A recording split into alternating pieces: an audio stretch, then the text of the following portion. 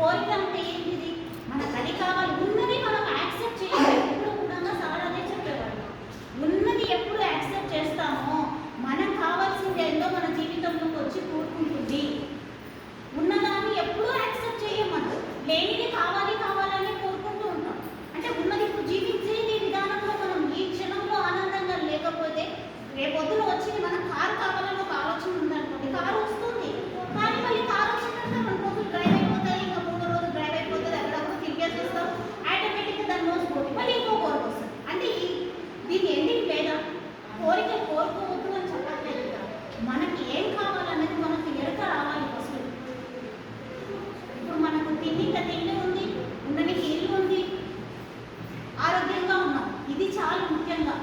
ఖానా పీనా సోనా, ఇవి అన్నీ ఉండి కూడా మన నిజ జీవితంలో ఆనందంగా లేవు. ఎందుకు